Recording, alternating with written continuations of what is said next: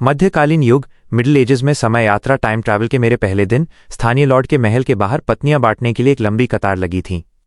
और भी चौंकाने वाली बात यह थी कि वे न केवल उन्हें मुफ्त में दे रहे थे, बल्कि अगर आप किसी लड़की को घर ले जाते तो लॉर्ड आपको प्रजनन सब्सिडी के रूप में 300 तांबे के सिक्के भी देता। हालांकि मैंने मना कर दिया क्योंकि मेरा पुनर्जन्म एक अंधे व्यक्ति के रूप में हुआ था।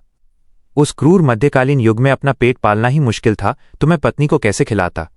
लेकिन जब आखिरी बची हुई लड़की मेरे सामने घुटनों के बल बैठ गई और मुझसे उसे ले जाने की भीख मांगने लगी ताकि उसका शराबी पिता उसे पीट पीट कर मार न डाले, तो मेरा दिल पसीज गया।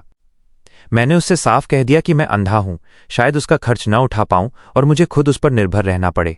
अगर उसे बुरा न लगे तो वो मेरे साथ आ सकती है। वो बेहद राहत महसूस कर रही थी और पागलों की तरह सिर हिलाते हुए बोली कि उसे कोई आपत्ति नहीं है। बस इसी तरह मैंने एक मुफ्त पत्नी पाली। दयालु पड़ोसी बूढ़े टॉम ने हमें मेरी जर्जर बदहाल झोपड़ी तक पहुंचाया, जहां बिस्तर के लिए एक लकड़ी का तख्ता तक नहीं था।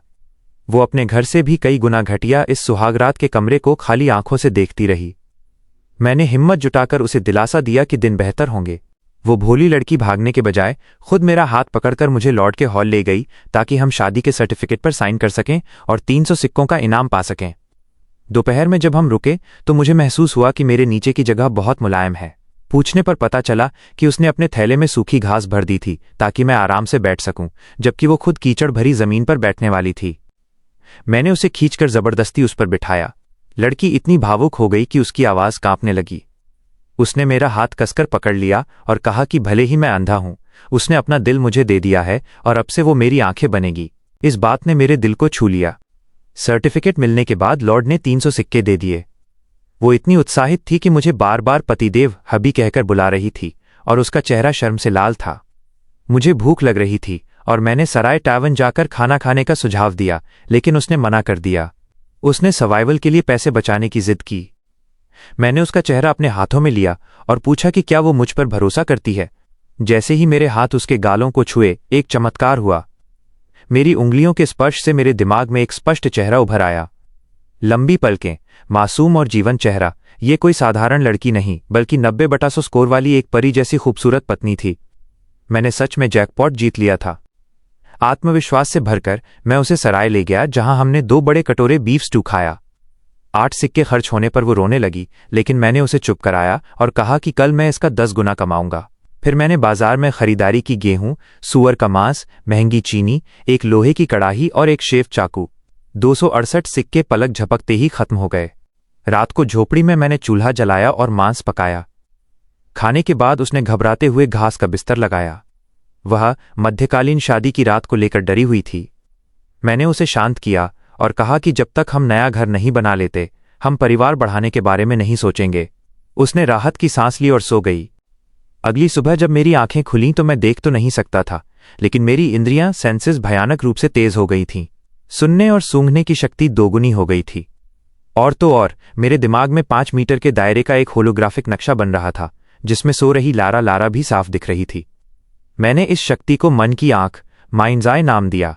मैं उठा, चाकू उठाया और नाश्ता बनाने की तैयारी करने लगा। शोर सुनकर लारा जाग गई और डर गई, लेकिन हाथ मुंह धोने के बाद मैंने अपना असली हुनर दिखाना शुरू किया।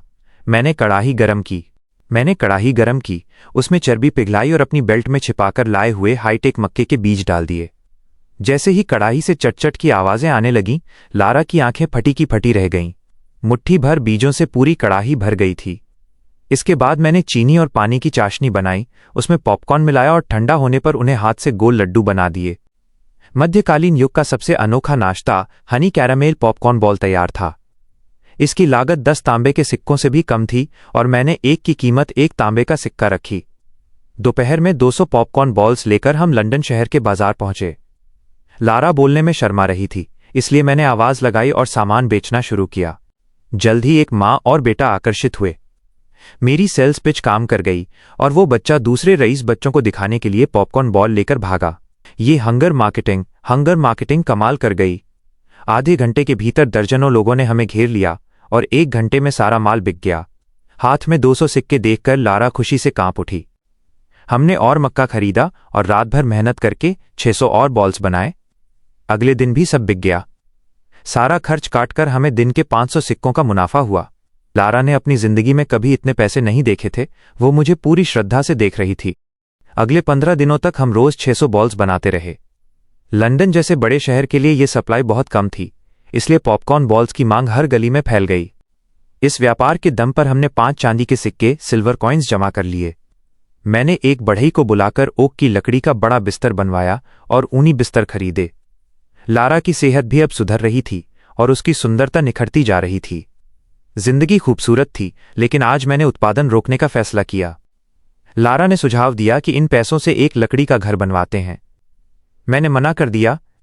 मैंने कहा, अगर बनाना ही है तो मैं एक आलीशान हवेली मैनर बनाऊंगा जिसमें लाल ईंटें और स्लेट की छत होगी। लारा दंग रह गई, क्योंकि ऐसी हवेलियां सिर्फ शूरवीर नाइट्स या बैरन ही बनवा सकते थे। मैंने उसे साथ लिया और हम ओल्ड टॉम के पास गए। मैंने उनसे पूरे गांव को चौपाल पर इकट्ठा करने को कहा। लारा डर गई कि कहीं मैं अपना गुप्त नुस्खा, सीक्रेट रेसिपी सबको मुफ्त में ना दे दूं। वो रोने लगी, लेकिन मैंने उसे समझाया कि हम 2 लोग मिलकर सिर्फ 600 बॉल्स बना सकते हैं। मुझे डिस्ट्रीब्यूशन मॉडल पर काम करना था। मैदान में गांव के मुखिया सर गैरेथ और 200 से ज्यादा लोग मौजूद थे। मैंने पत्थर पर खड़े होकर अपने हाथ में 5 चमकते चांदी के सिक्के दिखाए। पूरा गांव दंग रह गया। एक सैनिक की पूरे साल की तनख्वाह 5 चांदी के सिक्के होती थी, जो मैंने आधे महीने में कमाए थे। मैंने घोषणा की, मैं गांव की महिलाओं को थोक होलसेल भाव पर माल दूंगा, 2 बॉल्स एक तांबे के सिक्के में। आप उन्हें शहर में जाकर एक सिक्के का एक बेचें और आधा मुनाफा आपका। ये सुनते ही गांव में शोर मच गया। गरीब किसानों के लिए यह आसमान से टपकी हुई नेमत जैसा था। सर गैरेथ इतने प्रभावित हुए कि उनकी आंखों में आंसू आ गए। उन्होंने तुरंत अपनी तलवार निकाली और मेरी रक्षा करने का वादा किया। 50 से ज्यादा महिलाओं ने काम शुरू कर दिया। मैंने ओल्ड टॉम और उनकी पत्नी को भी अच्छे वेतन पर अपने घर में काम पर रख लिया। अब बिना घर से बाहर कदम रखे मैं दिन के 2300 तांबे के सिक्के कमाने लगा। जैसे जैसे मेरी दौलत बढ़ी, मेरी मन की आंख, माइंड्स आई की शक्ति 30 मीटर तक फैल गई। अब मैं बिना लाठी के किसी भी सामान्य व्यक्ति से बेहतर चल सकता था। पूरा गांव मुझे धन का देवता, गॉड ऑफ वेल्थ मानने लगा था। अब समय सही था। मैंने नाश्ते के 2 थैले उठाए और मैं विलेज चीफ सर गैरेथ से मिलने पहुंचा। उनके पास घोड़े और गाय थे और उनका बड़ा बेटा शाही बगीचे में एक बड़ा अधिकारी था, यानी वो एक रसूखदार व्यक्ति थे। मैंने सीधे मुद्दे की बात की और गांव में लाल ईंटें बनाने के लिए ईंटों का भट्टा, ब्रिक किलन लगाने का प्रस्ताव रखा। मैंने उनसे कहा कि अगर ये सफल रहा तो पूरा गांव पक्के घरों में रहेगा, जिन्हें ना आंधी का डर होगा ना बारिश का। गैरेथ की आंखें चमक उठीं। उन्होंने तुरंत गांव के हट्टे कट्टे नौजवानों को बुलाया। दर्जनों लोग मेरे पीछे चल दिए और हम नदी के किनारे मिट्टी खोदने लगे। पिछले जन्म की यादों के आधार पर हमने सिर्फ 2 दिनों में एक विशाल भट्टा तैयार कर लिया। पूरा गांव पसीने में तरबतर होकर ईंटें ढालने लगा। ईंटें सूखने के बाद हमने आग जला दी। 2 दिन और 2 रात जलने के बाद जब भट्टा खोला गया तो गैरेथ सबसे पहले अंदर भागे। जब गर्मी कम हुई तो वो लाल चेहरे के साथ बाहर आए। हाथ में 2 सुर्ख लाल ईंटें थीं। उन्होंने उन्हें आपस में टकराया। आवाज एकदम खनकदार थी। राज्य की पहली आधुनिक लाल ईंटें तैयार थीं। पूरा गांव खुशी से झूम उठा। जल्द ही 3 और भट्टे बन गए और ईंटों की बाढ़ आ गई। मैंने अपनी 300 मीटर की भव्य हवेली, ग्रैंड मैनर का नक्शा निकाला और काम शुरू करने की तैयारी की। लेकिन पक्का घर सिर्फ ईंटों से नहीं बनता, उसके लिए सीमेंट चाहिए था। मैंने गैरेथ से कहा कि मुझे भारी मात्रा में चूना पत्थर, लाइमस्टोन चाहिए। गैरेथ ने कुछ सोचा और हाथ पटककर कहा, इसे मुझ पर छोड़ दो। अगली सुबह वो साधारण दिखने वाला बूढ़ा मुखिया अपने काले लिबास में घोड़े पर सवार होकर सीधा लंदन की ओर निकल पड़ा। वो शाही रेड कीप के फाटकों पर पहुंचा, जहां हथियारबंद पहरेदारों ने उसे रोका। गैरेथ बिल्कुल नहीं घबराए। उन्होंने अपनी जेब से एक सोने की मुहर वाली अंगूठी, सिग्नेट रिंग, निकाली। अंगूठी पर शेर का निशान देखते ही पहरेदारों के होश उड़ गए। वे हकलाते हुए बोले, हुजूर, ये तो पूर्व राजा एब्डिकेटेड किंग की निजी मुहर है। अभी राजा एडवर्ड गद्दी पर हैं। हमें नहीं पता ये अब मान्य है या नहीं। आप रुकिए, हम अंदर खबर देते हैं। मेरे गांव के मुखिया के पास पुराने राजा की मुहर देखकर पहरेदार कांप गए थे। जब राजा एडवर्ड को यह पता चला तो उन्होंने पुराने राजा हेनरी की नजरबंदी हटा दी। गैरेथ ने अंदर जाकर जब लाचार राजा हेनरी को मेरे बनाए पॉपकॉर्न बॉल्स खिलाए तो राजा की आंखें चमक उठीं। जब उन्होंने सुना कि कैसे मैंने गांव की गरीबी दूर की और लाल ईंटें बनाई तो उन्हें लगा कि मैं कोई आसमानी फरिश्ता या जीनियस हूं। राजा हेनरी ने तुरंत अपने बेटे एडवर्ड से मिलकर मेरे लिए चूना पत्थर का इंतजाम करने का फैसला किया। उधर राजा एडवर्ड अपने प्रधानमंत्री के साथ चर्चा कर रहे थे कि जो कोई जनता की भलाई का चमत्कार करेगा उसे रॉयल टाइटल कुलीन पद दिया जाएगा। जब उन्हें पता चला कि मैं मिट्टी से पत्थर जैसी ईंटें बना सकता हूं तो वो खुशी से उछल पड़े। उन्होंने तय किया कि अगर ये सच निकला तो मुझे भारी इनाम दिया जाएगा। इसी बीच मैं गांव के बुजुर्ग ब्रूस के साथ लंदन खरीदारी करने गया। मैंने 17 चांदी के सिक्के खर्च करके एक शानदार ब्लैक वॉलनट की लाठी खरीदी। दोपहर में हम शाही बगीचों के पास से गुजरे जहां रईसों की महफिल सजी थी। ब्रूस वहां की सुंदरियों को घूरने लगा, जिससे ड्यूक ऑफ लैंकेस्टर की बेटी लेडी एलेनोर और राजकुमारी इसाबेला भड़क गईं। लेडी एलेनोर ने बिना रहम किए अपना कोड़ा मेरे कंधे पर दे मारा और हमें आवारा और बदतमीज कहा। मेरा कंधा दर्द से जल रहा था, लेकिन मैंने आपा नहीं खोया। ब्रूस की गालियों के बीच मैं धीरे से खड़ा हुआ, अपनी लाठी उठाई और बहुत ही विनम्र आवाज में कहा, मुझे माफ कर दीजिए नेक देवियों, मुझे आपकी ओर चेहरा नहीं करना चाहिए था। असल में मैं अंधा हूं और देख नहीं सकता। मेरी वजह से आपको परेशानी हुई, इसके लिए मैं माफी चाहता हूं। इतना कहकर मैंने अपनी लाठी जमीन पर टिकाई और लड़खड़ाते हुए वहां से चल दिया।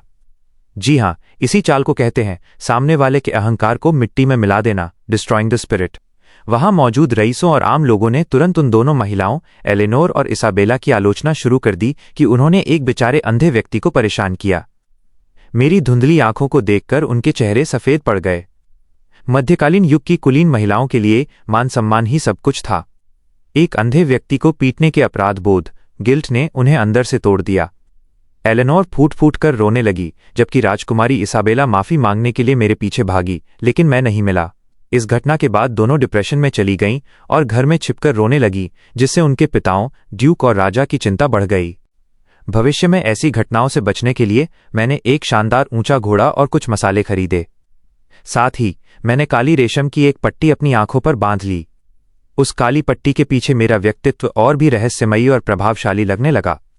उस रात लारा मेरी बाहों में सिमटकर दिन के खर्चों पर चिंता कर रही थी, लेकिन मुझे लगा कि यह सुकून हजारों सोने के सिक्कों से भी कीमती है। अगली सुबह एक चमत्कार हुआ। मेरी मन की आंख माइंड्स आई की शक्ति और बढ़ गई थी। अब मुझे दुनिया ब्लैक एंड व्हाइट के बजाय रंगीन फुल कलर दिखने लगी थी और मेरी रेंज 50 मीटर तक फैल गई थी। जब मैंने बगल में सोई लारा को देखा तो दंग रह गया। वो वास्तव में एक बेदाग और परम सुंदरी सुप्रीम स्टनर थी। इतना ही नहीं, मेरी शारीरिक ताकत भी 7-8 बलवान पुरुषों के बराबर हो गई थी। खुश होकर मैंने खुद रसोई में जाकर मैदा गूंथा और लारा के लिए नर मंडे के पैनकेक बनाए। मेरी कुशलता और वो जायका देखकर लारा की आंखों में आंसू आ गए। उसने कसम खाई कि वो हमेशा मेरी सेवा करेगी। उसी समय पूर्व राजा हेनरी, उपनाम ओल्ड हैरी, 4 शाही रक्षकों के साथ भेष बदलकर हमारे गांव ओक हेवन पहुंचे। उन्होंने देखा कि मैं हवेली बनाने का काम देख रहा हूं और मजदूरों को धूल से बचाने के लिए कपड़े के मास्क पहनाए हैं। मेरी इस आधुनिक सोच ने उन्हें हैरान कर दिया। दोपहर में मैंने 100 पाउंड सूअर का मांस मंगवाया। उस दौर में रईस इस मांस को तुच्छ समझते थे, लेकिन मैंने उसमें दालचीनी और चक्रफूल जैसे मसाले डालकर उसे 2 घंटे तक पकाया। जब कड़ाही खुली तो उसकी खुशबू पूरे गांव में परमाणु विस्फोट की तरह फैल गई। मैंने ताज़ा परतदार रोटियां फ्लैट ब्रेड्स बनवाईं और उसमें वो रसीला मांस भरकर सबको खिलाया। गांव के पुरुष पागलों की तरह खाने लगे। एक ने तो एक बार में 12 रोल खा लिए। राजा हेनरी भी इस जायके के कायल हो गए। अपनी गरिमा भूलकर वो एक मिट्टी की दीवार के सहारे बैठकर दोनों हाथों से पुल्ड पोर्क रोल खाने लगे। वो बार बार आहें भर रहे थे कि मैंने बेकार समझी जाने वाली चीज को जादुई बना दिया है। तभी गांव के मुहाने पर दर्जन भर हथियारबंद घुड़सवार पहुंचे। एक शाही सेवक ने चिल्लाकर कहा, आर्थर, शाही फरमान स्वीकार करो। पूरा गांव सन्नाटे में डूब गया। सेवक ने फरमान पढ़ा। ईंटें बनाने और देश की सेवा के लिए राजा एडवर्ड ने आर्थर को ओक हेवन का बैरन नियुक्त किया है। साथ ही 100 सोने के सिक्के और 3 पड़ोसी गांवों का टैक्स वसूलने का अधिकार इनाम में दिया जाता है। पूरा गांव शोर से गूंज उठा। एक अंधे आदमी के लिए सीधे बैरन बनना किसी चमत्कार से कम नहीं था। लारा, जिसके हाथ में अभी मांस का रोल था, सुन्न रह गई। कहाँ वो एक गरीब लड़की जो भूख से मर रही थी, और कहाँ अब वो राज्य की बैरोनेस बन चुकी थी। मैंने शांति से फरमान स्वीकार किया और सेवक को इनाम में चांदी के सिक्के दिए। मांस की वो खुशबू पास के गांव के कुछ गरीब बच्चों को भी खींच लाई, जिनके पास पहनने को कपड़े तक नहीं थे। एक टुकड़े रोल को नहीं खाया, वो उसे बचाकर रखना चाहती।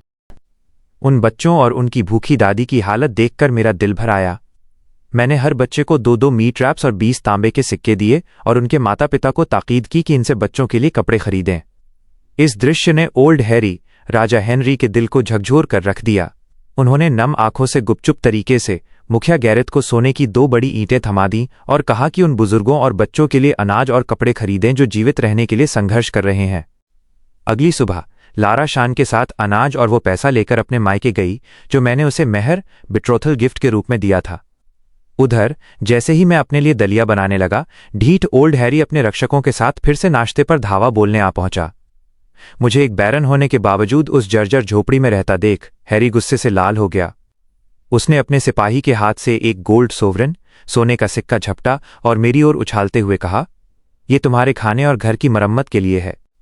सिक्का उछालते ही उसे पछतावा हुआ कि कहीं वो मुझ जैसे अंधे आदमी को चोट न पहुंचा दे, लेकिन अगले ही पल मैंने बिना हिले हवा में ही हाथ बढ़ाकर उस सिक्के को लपक लिया।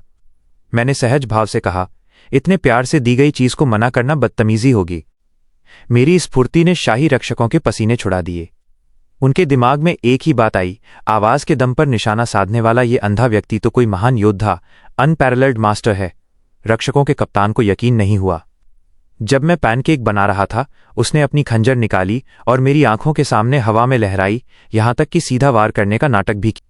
अगर मैंने आंखों पर काली पट्टी न बांधी होती तो मेरी पोल खुल जाती। मैंने खुद को शांत रखा और अपना अंधा होने का नाटक जारी रखा।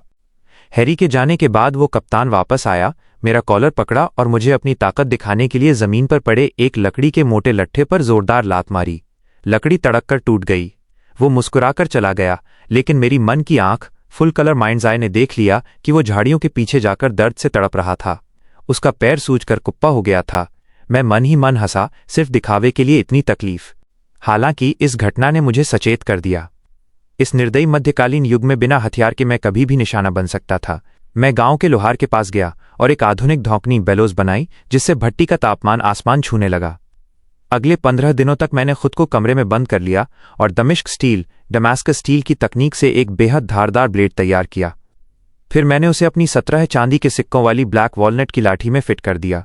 बाहर से ये एक साधारण लाठी थी, लेकिन जरूरत पड़ने पर यह एक ऐसी मच्छी, कंसील्ड सॉर्ड थी जो लोहे को भी मक्खन की तरह काट दे। धीरे धीरे ओक हेवन गांव बदलने लगा। मेरा भव्य लाल ईंटों का महल खड़ा हो गया, जिसमें ओक की लकड़ी के फर्श और नक्काशीदार दीवारें थीं। लारा अब हर दिन हजारों सिक्कों को गिनने में मग्न रहती थी। एक दिन सर गैरेथ 2 और बुजुर्गों मार्क्स और डेनियल को लेकर आए। उनके गांव बहुत गरीब थे और लोग भूख से मर रहे थे। वे भी पॉपकॉर्न के बिजनेस में शामिल होना चाहते थे। मैंने मना कर दिया क्योंकि मार्केट अब भर चुका था, लेकिन मैंने एक बड़ी योजना पेश की। हम तीनों गांवों को मिला देंगे। सभी पुरुषों को ईंटें बनाने और घर बनाने के काम पर लगाया जाएगा। सबको दिन में 3 बार खाना मिलेगा और 1 महीने के भीतर हर कोई पक्के घर में रहेगा। ये सुनकर वे दोनों बुजुर्ग खुशी से रो पड़े। फिर मैंने एक और धमाका किया। मैं 50 ताकतवर घरेलू रक्षकों, हाउसहोल्ड गार्ड्स की एक सेना बनाऊंगा और हर रक्षक को एक चांदी का सिक्का प्रति माह। ये सुनते ही मार्क्स और डैनियल की आंखें भूखे भेड़ियों की तरह चमक उठीं। मध्यकालीन युग में एक आम किसान पूरे साल की मेहनत के बाद इतना कमा पाता। मुझे उनकी उम्र पर थोड़ा शक हुआ, तो मैंने पूछा कि क्या वे अब भी लड़ सकते। मेरी बात खत्म होते ही बूढ़े डैनियल ने आंगन से एक लकड़ी का लट्ठा उठाया और उसे हवा में लहराने लगे। खुदा की कसम, हवा के चीरने की आवाज साफ सुनाई दे रही थी।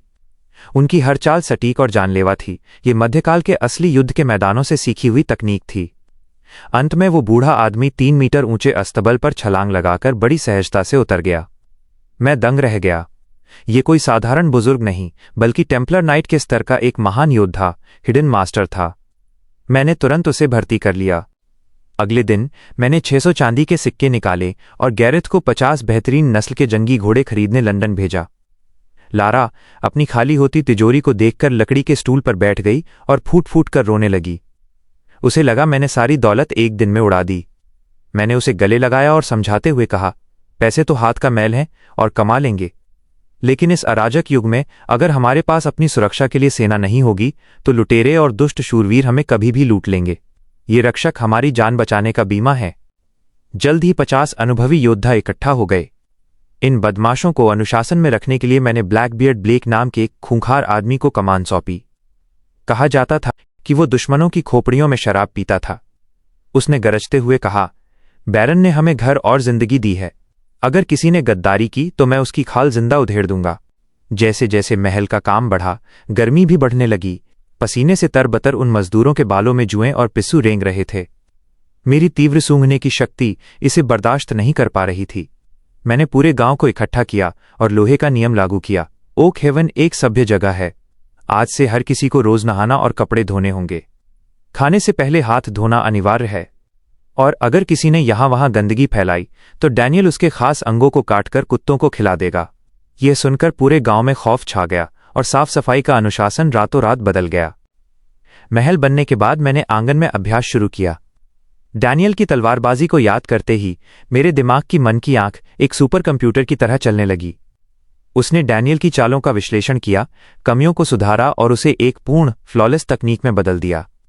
ये तकनीक पूर्व की क्विक ड्रॉ और पश्चिम की फेंसिंग का मिश्रण थी, सिर्फ हमला कोई बचाव नहीं।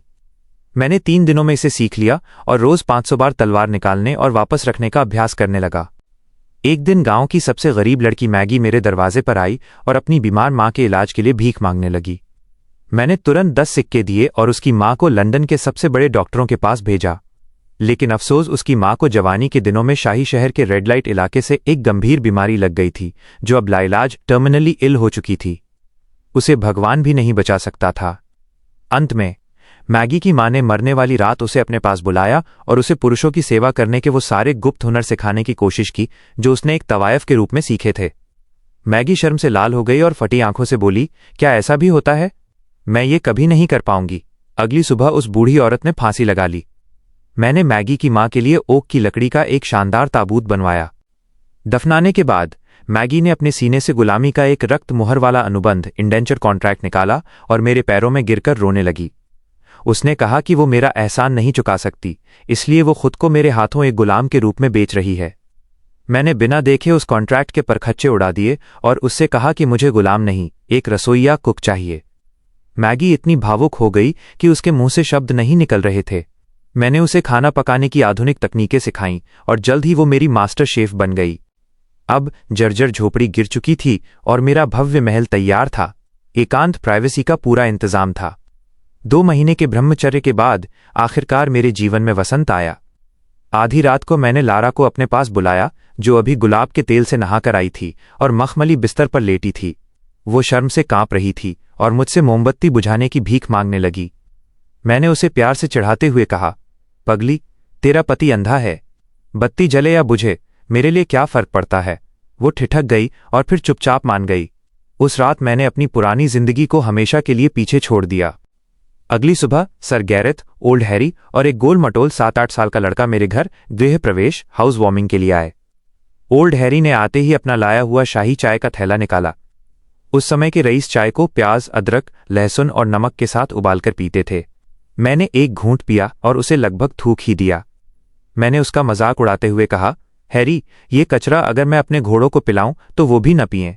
कल मैं तुम्हें असली चाय का स्वाद चखाऊंगा। तभी वो छोटा बच्चा मेरे बनाए हुए पॉर्क कटलेट को लालच भरी नजरों से देख रहा था। मेरी मन की आंख ने देखा कि वो बच्चा बहुत प्यारा था। हैरी ने उसे लिटिल फैट बेयर रिचर्ड कहकर पुकारा। रिचर्ड, वर्तमान राजा का सबसे चहेता बेटा, प्रिंस रिचर्ड। मेरा दिमाग सन्न रह गया। इसका मतलब ओल्ड हैरी कोई और नहीं बल्कि खुद पुराने राजा हेनरी थे और उनके साथ आए 2 बुजुर्ग प्रधानमंत्री ड्यूक विलियम और मुख्य न्यायाधीश थॉमस थे। मेरा दिल जोरों से धड़कने लगा, लेकिन मैं बाहर से पुराने शिकारी कुत्ते की तरह शांत बना रहा। मैंने रिचर्ड को एक कटलेट दिया जिसे उसने मजे से खाया और मासूमियत से बोला कि वो अपने पिता से कहकर चर्च के बड़े पादरी से मेरी आंखें ठीक करवाएगा। मैंने गहरी सांस ली और दार्शनिक अंदाज में कहा, न देख पाना भी एक तरह की शांति है। जैसा कि कहा गया है, इंसान एक पवित्र नूर प्योर लाइट के साथ पैदा होता है। ये दुनिया की राहें हैं जो उस पर साया डालती हैं। ये सुनते ही हेनरी, विलियम और थॉमस तीनों ऐसे खड़े हो गए जैसे उन पर बिजली गिर गई हो। थॉमस ने हाथ जोड़कर मुझसे इसे पूरा सुनाने की भीख मांगी। मैंने पश्चिमी दर्शनशास्त्र फिलॉसफी के कुछ बदले हुए अंश सुना दिए। हेनरी ने पूछा कि ये किसने लिखा है। मैंने झूठ गढ़ते हुए कहा कि मैं पहाड़ों में एक अमर बुजुर्ग से मिला था जिन्होंने मुझे बादलों के ऊपर के चांदी के शहर सिल्वर सिटी के बारे में बताया और एक दिव्य रोशनी ने मेरी आंखों को ढक लिया। चांदी का शहर, ये सुनकर पुराने राजा और प्रधानमंत्री कांप उठे। उन्हें लगा कि मैंने स्वर्ग इलीजियम के दर्शन किए हैं। हेनरी जलन और खुशी के मारे पागल हो गया और उसने प्रिंस रिचर्ड को मेरा शिष्य बना दिया। उसने धमकी भी दी कि अगर मैंने उसे नहीं सिखाया तो वो मेरी चूना पत्थर लाइमस्टोन की सप्लाई बंद कर देगा। मैं मन ही मन मुस्कुराया और प्रिंस को अपना शिष्य स्वीकार कर लिया।